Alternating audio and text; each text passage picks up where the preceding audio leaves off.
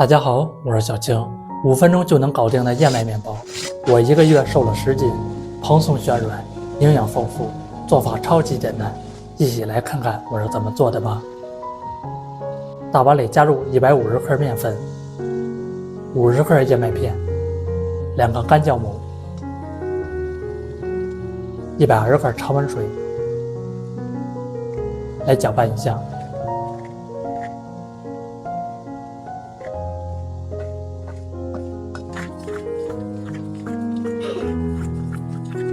一直搅拌到稍微浓稠一点的面糊就行，盖盖醒发2倍大。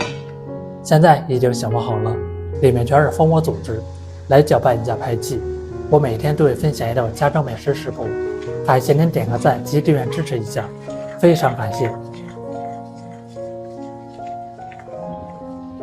准备一个模具，可以能食用油放上，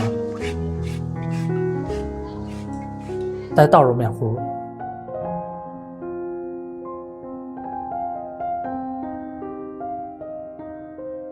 用筷子整理平整，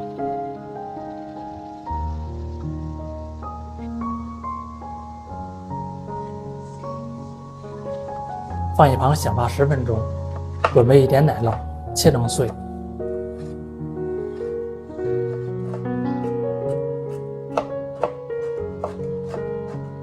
现在已经醒发好了，就是这样的状态。再把奶酪碎撒在上面，撒得均匀一点，薄薄的一层就行。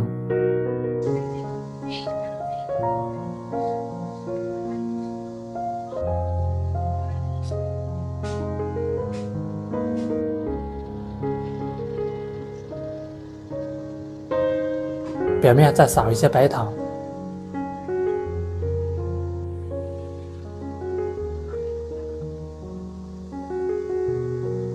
放入烤箱180度烤25分钟。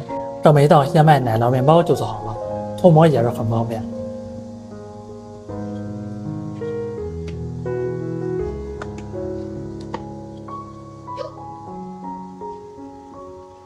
听一听，非常的酥脆。